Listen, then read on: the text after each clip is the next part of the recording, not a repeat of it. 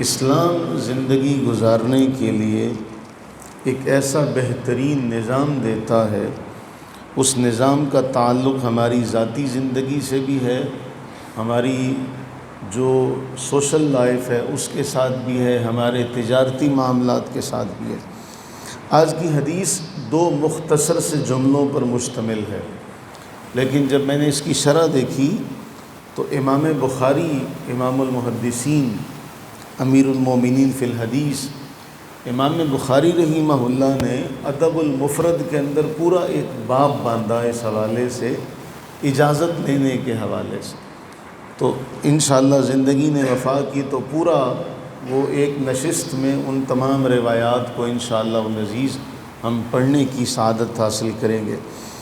حضرت سیدنا ابو ہریرہ رضی اللہ تعالیٰ عنہ بیان کرتے ہیں، رسول اللہ صلی اللہ علیہ وآلہ وسلم نے ارشاد فرمایا، اذا دخل البصر فلا اذن۔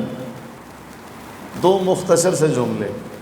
اب اس کا ترجمہ کرنے سے پہلے ایک بڑی جو تمہید سمجھنے کی ہے وہ یہ ہے، قرآن کریم بیان کرتا ہے کہ جب تم کسی کے گھر جاؤ تو پہلے اجازت لو، بلکہ سورہ احزاب میں بڑی تفصیل کے ساتھ یہ معاملات ذکر ہوئے کہ جب کسی کے گھر جاؤ تو اجازت لے کر جاؤ، اجازت کے بغیر کسی کے گھر نہ جاؤ۔ حدیث پاک میں اسلام میں جو تعلیمات بیان ہوئیں، باپ کے لیے بھی اجازت ضروری ہے، بھائی کے لیے بھی اجازت ضروری ہے، بیٹے کے لیے بھی اجازت ضروری ہے، کہ قرآن یہ تعلیم دیتا ہے، پھر حدیث اس کی تشریح بیان کرتی ہے کہ آپ اپنے والد کے پاس بھی جائیں تو اجازت کے ساتھ، اپنی والدہ کے پاس بھی جائیں تو اجازت کے ساتھ، اپنی بہن کے بیٹی کے پاس بھی جائیں تو بغیر اجازت کے نہیں جائیں گے۔ یعنی دین نے اتنی رہنمائی کی ہے، ایسے اصول بیان کیے کہ ان رشتوں میں بھی آپ بغیر اجازت کے اس کے پاس نہیں جا سکتے، کہ آپ اجازت لے کر جائیں کہ ابا جی میں آ جاؤں، یا امی میں آ سکتا ہوں، بہنہ میں آ سکتا ہوں، بھائی میں آ جاؤں۔ تو یہ اجازت کا قرآن کریم نے اصول بیان کیا، بلکہ نبی صلی اللہ علیہ وآلہ وسلم نے ایسا ایک معاملہ ذکر ہوا کہ کوئی شخص جھانک رہا تھا تو آپ کے ہاتھ میں نیزہ تھا، آپ نے نیزہ اٹھا لیا، فرمایا میں تیری آنکھ پھوڑ دوں۔ ایک روایت میں کہ میں تیرا سر پھاڑ سکتا ہوں۔ یعنی اتنے سخت الفاظ ہیں کہ اگر کوئی بغیر اجازت کے گھر آئے تو اس کی آنکھ پھوڑی جا سکتی ہے۔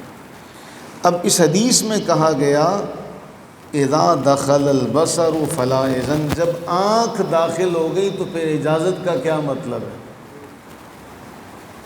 کتنا گہرا جملہ ہے، اذا دخل البصر، جب آنکھ داخل ہو گئی تو پھر اجازت کا مطلب کیا ہے؟ اجازت تو ہے ہی اس لیے کہ تم اندر جا سکو، اگر اندر جا سکو گے تو اندر دیکھ سکو گے، اگر آنکھ نے دیکھ لیا، تم نے آنکھ سے جھانک لیا، تو اب اجازت کا کیا معنی ہے؟ اجازت ہے دیکھنے سے پہلے، اجازت اسی بات کی ہے۔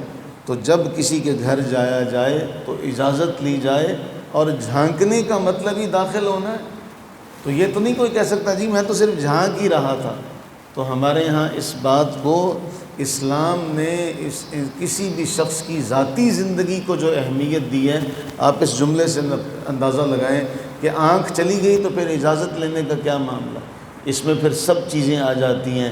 آپ کی استعمال کی کوئی شے ہے تو بغیر اجازت نہ لی جائے، آپ کی ذاتی کوئی شے ہے بغیر اجازت نہ لی جائے۔ اس کو اور آگے لے کر چلیں، آپ کا موبائل آپ کا ذاتی ایک اثاثہ ہے، اس کے اندر بھی آپ کسی کا میسج آئے، کسی کی کال آئے تو آپ اس کو بھی سننے کے مجاز نہیں ہیں، اگر اس تعلیم کے اعتبار سے دیکھا جائے۔ بلکہ ایک اور جملہ بڑا اہم ہے، امام بخاری رحمہ اللہ نے نقل کیا کہ نبی صلی اللہ علیہ وسلم کے اسوہ حسنہ کو بیان کرتے ہوئے کہ دروازے پر دستک دو تو سامنے نہ کھڑے ہو، دائیں بائیں کھڑے ہو۔ کتنا حسین جملہ ہے، کتنی حسین تعلیم ہے کہ کسی کے گھر جاؤ، دستک دو تو دروازے کے سامنے نہ کھڑے ہونا بلکہ دائیں بائیں کھڑے ہونا۔ اس میں کیا حکمت ہے ہم سارے جانتے ہیں کہ اندر سے ہو سکتا ہے کوئی خاتون خانہ آئے، کوئی بیٹی باہر آئے، کوئی بھی آ سکتا، اور وہ ہو سکتا ہے ایسا معاملہ ہو بے دھیانی میں آ جائے تو آپ دروازے کے دائیں بائیں ہوں گے تاکہ دروازہ کھلے تو آپ کی اندر نظر نہ چلی جائے گھر کے اندر. یہی جملہ ہے. آپ دیکھیں کہ کیا اللہ تعالیٰ نے اپنے محبوب کریم علیہ السلام کو مقام عطا کیا، ایک جملے میں سمندر بند کر دی. اذا دخل البصر فلا اذن، آنکھ داخل ہو گئی تو اب اجازت کا مطلب کیا؟ سبحان اللہ. اللہ سے دعا کریں کہ اللہ تعالیٰ نے ہمیں ایسا محبوب عطا فرمایا جس نے ہمیں ایسی ایسی باریک باتیں، ایسی ایسی چھپی ہوئی باتیں وہ بھی تعلیم فرمائی. ہم ہی نہ جان سکیں تو ہمارا اپنا قصور ہے. ہم یہ نہیں کہہ سکتے کہ نبی صلی اللہ علیہ وسلم نے ہمیں اس بارے میں کچھ بتایا نہیں. پھر قرآن نے فرمایا من قبل صلاۃ الفجر، فجر سے پہلے کے اوقات، دوپہر کو آرام کے اوقات، عشاء کے بعد کے اوقات. قرآن فرماتا ثلاث عورات لکم، یہ 3 اوقات تمہاری شرمگاہ کے اوقات ہیں. محاورتاً کہا گیا کہ ان 3 اوقات میں تم آرام کرتے ہو. ان 3 اوقات میں جب آرام کیا جاتا ہے تو آرام کرنے میں ہر آدمی جو ہے لباس اس طرح کا نہیں پہنتا جو عوام کے سامنے ہوتا ہے. اس لیے کہا کہ جب ان مواقع پر جاؤ تو خاص طور پر اجازت لے کر جاؤ. اللہ سے دعا کریں کہ اللہ تعالی ہمیں اس بات کا اہتمام کرنے کی توفیق عطا فرمائے کہ ہم کسی کے ہاں بھی جائیں تو ہماری آنکھ شرم سے بھری ہوئی ہو. اور پھر اس میں ایک بڑا حسین جملہ ہے جو حکماء نے ذکر کیا، جب کسی کے ہاں جاؤ تو آنکھ بند ہونی چاہیے، کان بھی بند ہونے چاہیے کہ وہاں سے کوئی ایسا معاملہ دیکھو، کوئی ایسی بات سنو جو کسی سے ذکر کرو، ایسا نہیں ہونا چاہیے.